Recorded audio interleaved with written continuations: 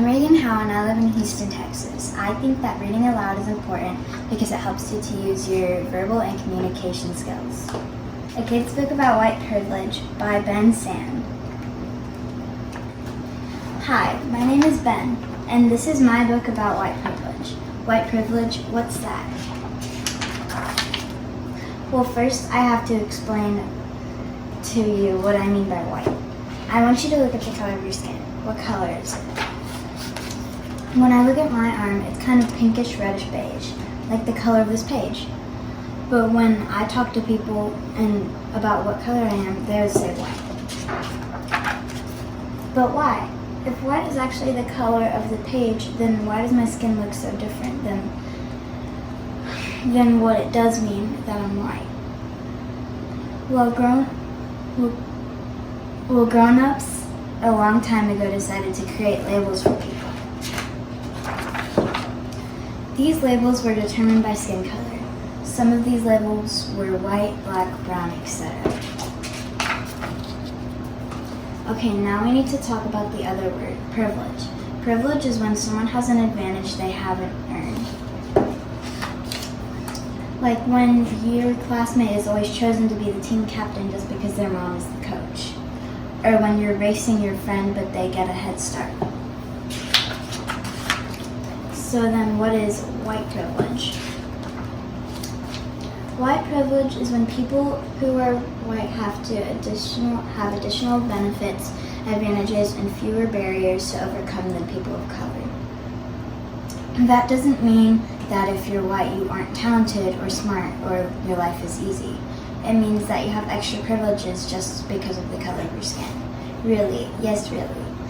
So, what are some of those privileges? Sometimes they're small, and sometimes they're really big. Like the privilege of always seeing people who look like you in books or movies. That might seem like no big deal, but imagine if no one looked like you in your favorite movie. Wouldn't that make you feel left out or sad? It can be the people who are usually in charge, like teachers, your parents, boss, and even presidents. Those people are usually white. This is probably something you've never really thought about, that's okay. But don't wonder why those people are often white and not another color. White privilege could also be in the things you don't have to worry about that people of color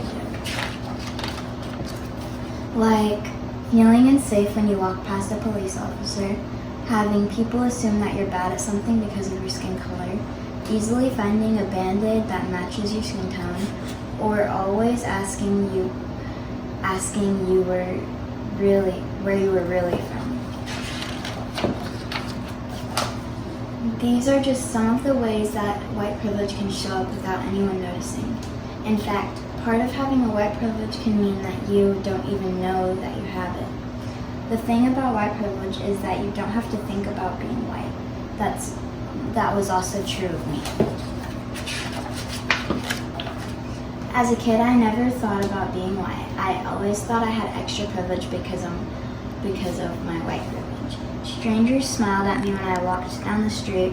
I would get invited to more places and parties. I felt safe when I was out and about. I had more opportunities.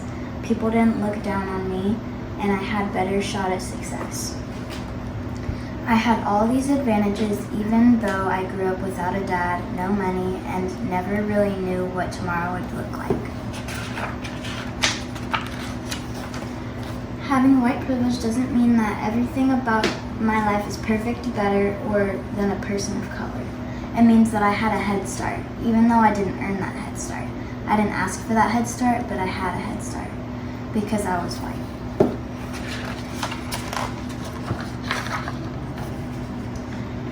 But here's the thing, I could feel guilty about my white privilege, which I did for a while.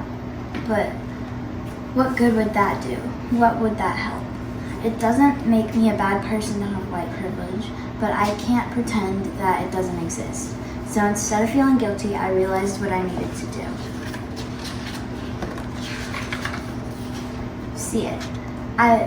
It was up to me to accept that my white privilege was there and learn more about it and how it affects the people around me, especially people of color. Use it for good. I also learned that you could use my privilege for good. You can too. Commit to listening to people of color, learning from them, and helping others without your privilege, which sometimes means stepping back and letting them take the lead. Give it up. Since I didn't earn my privilege, it's not really mine, but I have the power to give it up. When it puts me at front of the line, when it gets in the way of someone else, or when it can lift someone else up. It's not always clear how to do this, but it's important to try.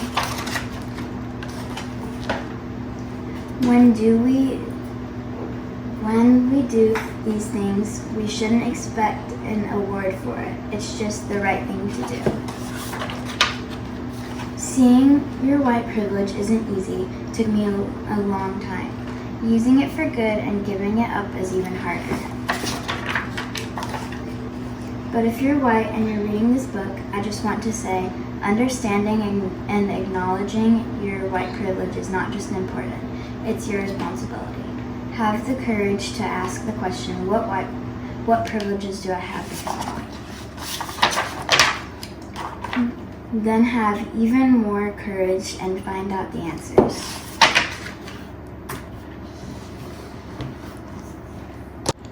Thank you for listening.